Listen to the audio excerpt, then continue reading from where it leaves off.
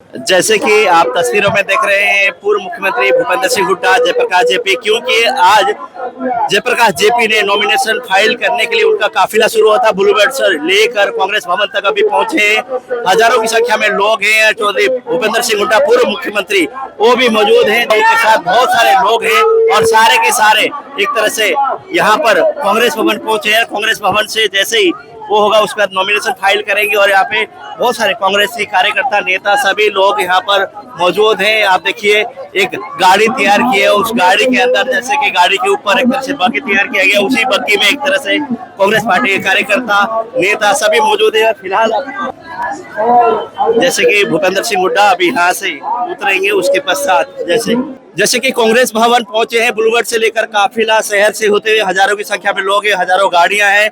उसके साथ पूर्व मुख्यमंत्री भूपेंद्र सिंह हुड्डा और प्रदेश अध्यक्ष उदय भान जी और साथ के साथ जो हिसार से प्रत्याशी है जयप्रकाश जेपी, वो एक तरह से रथ में थे और रथ लेकर यहाँ तक पहुंचे और हजारों की संख्या में लोग हैं और फूल मालाओं से सड़क के बीच में स्वागत करते रहे, अभिनंदन करते रहे। इस वक्त कांग्रेस भवन में पहुंचे हुए हैं और आप देख रहे हैं भीड़ अब जैसे ही वहां से बग्गी से उतर कर यहाँ पे मंच की तरफ आएंगे पूर्व मुख्यमंत्री भूपेंद्र सिंह हुड्डा, जयप्रकाश जेपी, उनके साथ उदय भान और कांग्रेस पार्टी के जितने भी आला नेता है जो कि पूर्व में विधायक रहे या वर्तमान में विधायक है, जो भी वो सारे के सारे अभी इसी मंच में पहुंचने वाले होंगे। फिर यहाँ से किस तरह का संदेश वो देंगे और क्या कहेंगे। और हिसार लोकसभा एक तरह से वोट सीट बनती जा रही है, क्योंकि यहाँ से एक तरह से 3 कैंडिडेट है जो चौटाला परिवार से, देवीलाल परिवार से है और उनमें से एक जयप्रकाश जेपी, वो भी देवीलाल की एक तरह से नर्सरी से पढ़कर उन्होंने राजनीति शुरुआत की, वो भी मैदान में है। देखने वाली बात ये होगी कैसा यहाँ पे माहौल रहने वाला है, क्योंकि हिसार हॉट सीट पे तब्दील होती जा रही है।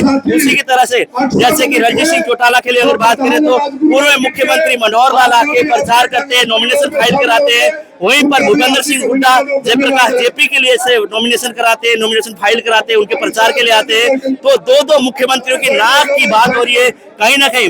मनोहर लाल पूर्व मुख्यमंत्री रहे हरियाणा सरकार में और पूर्व मुख्यमंत्री रहे भूपेंद्र सिंह हुड्डा, दोनों के अपने अपने प्रत्याशियों के लिए एक तरह से जिताने के लिए खबर कसी और नाक की बात होगी। यहाँ आप देख रहे हैं तस्वीरों में भूपेंद्र सिंह हुड्डा और उनके साथ उदय भान जी और बहुत सारे विधायक यहाँ पर है और पीछे आप देखिए, पीछे अगर दिखाए तो बहुत सारे नेता यहाँ पहुंचे हुए हैं। और देखिए तस्वीरों में अगर बात करें तो फिलहाल यहाँ पर पूर्व मुख्यमंत्री भूपेंद्र सिंह हुड्डा मंच पर पहुंच चुके हैं और यहाँ जैसे ही भीड़ है आप देख रहे हैं, हालांकि यहाँ पे बहुत सारे विधायक, बहुत सारे नेता यहाँ पर मौजूद है वर्तमान में और यही मंच पे जैसे ही पहुंचेंगे और यहाँ से वो एक तरह से लोगों को अभिवादन स्वीकार भी करेंगे, इस तरह की बातें हैं। फिलहाल अगर बात करें तो हम लोग फिलहाल आप तस्वीरों में देख रहे हैं कांग्रेस भवन में ये एक तरह से तस्वीर है और पूर्व मुख्यमंत्री भूपेंद्र सिंह हुड्डा यहाँ पर पहुंचे हैं। और यहाँ अगर बात करें तो कि जो प्रत्याशी है जयप्रकाश जेपी,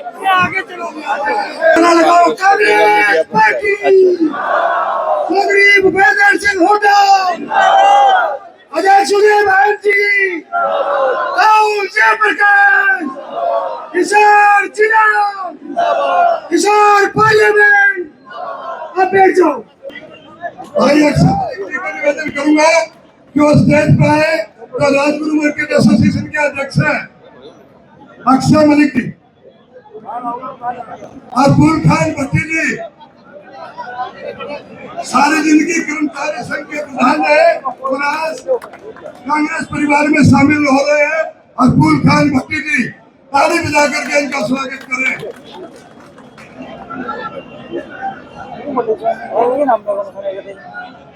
भाई अक्षय मलिक स्टेज पर आए।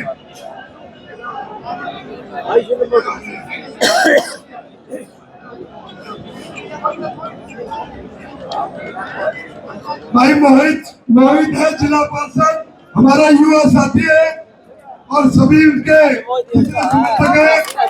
मोहित है जिला पार्षद। भाई ओम प्रकाश कुंडू जी है, ये जिला सचिव है जेजेपी के, ये भी आज कांग्रेस में शामिल हो रहे हैं।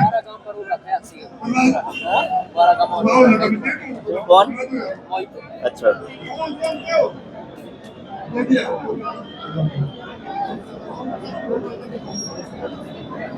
भाई तक्षेंद्र सागल जी, भाई तक्षेंद्र सागल, चौधरी भूपेंद्र सिंह हुड्डा ने और उदय भान की जोड़ी ने काम शुरू किया।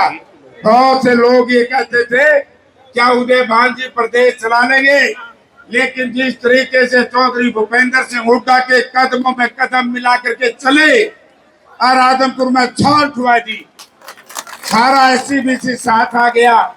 आज ये जोड़ी बड़ी मशहूर है। मैं सारे सब की तरफ से प्रधान जी आप बता दो। दोबारा जब एमएसपी लागू कराने के लिए जब पंजाब से आंदोलन चला तो किस तरह से उन पर ड्रोनों से हमला किया गया, किस तरह से अंतरराष्ट्रीय दीवार की तरह खड़ी कर दी, जैसे कोई पाकिस्तान से कोई आ रहे हैं। दिल्ली में घुसने नहीं देंगे किसानों को। और ये मुख्यमंत्री करनाल में कहता था कि ये किसान जो आंदोलन कर रहे हैं इनका बगैर सर फूटे एक भी नहीं जाना चाहिए। अब बताओ आपने इनको जवाब वोट के जरिए देंगे कि नहीं देंगे? आज समय आया है आप लोगों के पास में। इन लोगों ने किसानों के साथ जो दुर्दशा की, जो हमारी महिला पहलवानों के साथ, जो नरेंद्र मोदी कहते थे कि जो बेटी बचाओ और बेटी पढ़ाओ, क्या किस तरह के बेटी बचाओ और बेटी पढ़ाओ के नारे थे? हमारी पहलवान बेटियों के साथ जिनका यौन शोषण करने का दुस्साहस के एमपी ने किया, उसको उसके बेटे को भी अब टिकट देने का काम किया है सरकार ने। और कर्नाटक में जेडीएस का एमपी प्रज्वला प्रसन्ना 400 महिलाओं का बलात्कार करने वाले के लिए ये नरेंद्र मोदी वोट मांगने के लिए जाते हैं। इधर तो मणिपुर में हमारी हजारों महिलाओं के साथ किस तरह का व्यवहार होता है, किस तरह से व्यवहार होता है, इसको मणिपुर का मैं नहीं बोल सके। इन लोगों ने हमारे जज्बातों से खेलने का काम किया है। ये लोग जो कहते थे कि 100 दिन के अंदर महंगाई को कम कर दूंगा, 100 दिन के अंदर अंदर काला धन आ जाएगा। काला धन की तो बात छोड़ो, काला धन जो था वो सारा सफेद बनकर के चला गया। सारे अमीरों की योजनाएं हैं इनकी, जो नरेंद्र मोदी कहते थे कि सौगंध मुझे इस धरती की, मैं देश नहीं बिकने दूंगा। आज जल थल नभ सब बिकाऊ हैं। आज हवाई जहाज बेचे जा रहे हैं, हवाई अड्डे बेचे जा रहे हैं, रेलवे स्टेशन रेलवे बेची जा रही हैं, पनडुब्बी बेची जा रही है, बंदरगाह बेचे जा रहे हैं। आज कोयले की खानें बेची जा रही हैं, बिजली के सारे कारखाने बेचे जा रहे हैं, इंश्योरेंस कंपनियां बेची जा रही हैं। सारे पब्लिक सेक्टर को इन्होंने तबाह करके रख दिया है। सरकारी नौकरी कोई लगाई नहीं, कहते थे 2 करोड़ नौकरी हम हर साल लगाने का काम करेंगे। इन्होंने जो नोटबंदी की थी उसके जरिए 12 करोड़ लोगों का रोजगार छीनने का काम। ये झूठ की दुकान खोलते हैं। ये कहते हैं कि कांग्रेस के मैनिफेस्टो तो मुस्लिम लीग से प्रभावित है, मुस्लिम लीग से प्रभावित है। इस बात में तो मैं धन्यवाद भी करना चाहूंगा कि कांग्रेस के मैनिफेस्टो का प्रचार नरेंद्र मोदी जी ने किया। अपने घोषणा पत्र में क्या है, हम जनता के लिए क्या करेंगे, उसके बारे में बात नहीं करते। कहते हैं कि कांग्रेस के घोषणा पत्र में है कि तुम पे 2 भैंस है तो 1 भैंस कांग्रेस छीन के ले जाएगी। तुम्हारे घर में बाजरा भी रखा है तो उसका एक्सरे करा करके कोई मंगलसूत्र होंगे तो उसको भी ले जाएगी। तुम्हारे 2 फ्लैट है तो 1 फ्लैट को कांग्रेस ले जाएगी। तो लोगों ने कांग्रेस के घोषणा पत्र को लगभग 56 लाख लोग अब तक वेबसाइट से डाउनलोड कर चुके हैं। उस डाउनलोड करके जिसने भी कांग्रेस का घोषणा पत्र पढ़ लिया, एक बार पढ़ दिया, वो कभी भी बीजेपी को वोट नहीं दे सकता। क्योंकि उस घोषणा पत्र में सपना है महात्मा गांधी का, उस घोषणा पत्र में सोच है पंडित जवाहरलाल नेहरू की, उस घोषणा पत्र में इस देश के दलित पीड़ित शोषित शिक्षित सर्वहारा वर्ग के, गरीब समाज के, पिछड़े समाज के, व्यापारी के, कर्मचारी के, हिंदू मुसलमान सिख ईसाई सभी जाति वर्ग धर्म और संप्रदाय को एक साथ जोड़ करके जो भारत को नया संविधान लिखने का काम किया, वो बाबा साहब डॉक्टर भीमराव अम्बेडकर के विचार उसमें दिखाई देंगे। पार्टियां, कम्युनिस्ट पार्टी भी है, आप पार्टी भी है और काफी पार्टियां हैं। तो सवाल इस बात का आता है कि ये अलायंस क्यों हुआ, क्या मकसद है इस अलायंस का।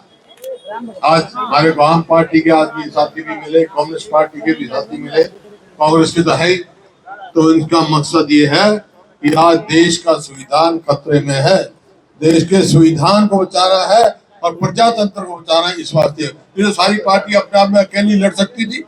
हमने भी एक सीट दी यहाँ है उनको, हम सक्षम थे, लेकिन हमारे जो मकसद है वो पूरे देश में इकट्ठा होके देश का संविधान बचाना है, प्रजातंत्र बचाना है। और जहां तक कांग्रेस पार्टी का सवाल है, हमारे अध्यक्ष जी ने तफसील में मैनिफेस्टो बता दिया जो राहुल गांधी जी ने बनाया। हर वर्ग को, किसान, मजदूर और आपका महिला, युवा, सारे वर्गों के बारे में उन्होंने लिखा है, व्याख्यान किया और ऐसे वायदे किए हैं। अरे पीछे चुप हो जाओ भाई।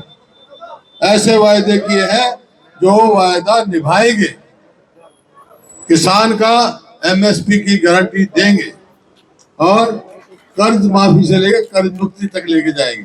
ये है सब, बहुत सारी है। लेकिन मैं एक बात और कहने आया हूं, आज ये चुनाव ये अकेला लोकसभा का चुनने का नहीं है। हिसाब में अकेले लोकसभा का बस समझना, ये फैसला करेगा कि आने वाली सरकार 3 महीने के बाद कौन सी पार्टी की होगी। वैसे मैं सारे हरियाणा में आया हूं, आज आखिरी दिन है नामांकन का। सारे हरियाणा में घूम के आया हूं और रुझान देखा मैंने लोगों के, जिस प्रकार से 36 बिरादरी का, हर वर्ग का सहयोग हमारे उम्मीदवारों को मिल रहा है, उसके आधार पर मैं कह सकता हूं कि लोगों ने मन बना लिया है कि अगली सरकार हरियाणा में कांग्रेस की बनाएंगे। अब आपसे सवाल पूछ सकते हैं कि भाई ठीक बात है, लोकसभा एक रास्ता दिखाएगा सरकार हरियाणा में बनाने का, अगर आपकी सरकार बन गई तो क्या करोगे आप? तो भाई जो हम कहते हैं करते हैं। मैं तो 4-5 मोटी मोटी बात बता के जा रहा हूं आपको। एक तो भाई हमारी सरकार बनेगी तो बुजुर्गों की पेंशन 6,000 रुपए होगी और 300 यूनिट बिजली फ्री होगी और ओल्ड पेंशन स्कीम लागू करेंगे हम। और जैसा कहा, और जो महिलाएं बैठी यहाँ पर सब घरों में गैस इस्तेमाल करते हैं। जो 2014 में गैस सिलेंडर का भाव 450 था, अब 1000 पार कर गया, तो कहीं भी 1200 हो गया, तो किसी को भी हरियाणा में 500 से ज्यादा सिलेंडर की कीमत नहीं लगेगी। इसी प्रकार जो गरीब आदमी के लिए 100 गज के प्लॉट थे, हमारे 4 लाख प्लॉट दिए थे हमने, इस सरकार ने एक नहीं दिया, एक भी। क्यों दिया हो तो गांव का नाम बता दे, आदमी बता दे, वही स्कीम फिर शुरू करेंगे। खेल खिलाड़ी को जो हमने सुविधा दी थी, तो पूरे दुनिया में नाम गया हमारे खिलाड़ियों का, इन्होंने बेइज्जती की उनकी, हम फिर से वो नीति लागू करेंगे। इस प्रकार से बहुत सारी बातें हैं जो हमारी सरकार बनने पर हम करेंगे। लेकिन सवाल इस बात का है कि भाई सरकार आपने बनानी है तो आप मेरे को बताओ, हाथ खड़े कर बताओगे। सरकार बनानी है तो एक काम करना भाई, जयप्रकाश को कई लाख वोटों से जिता के भेजो।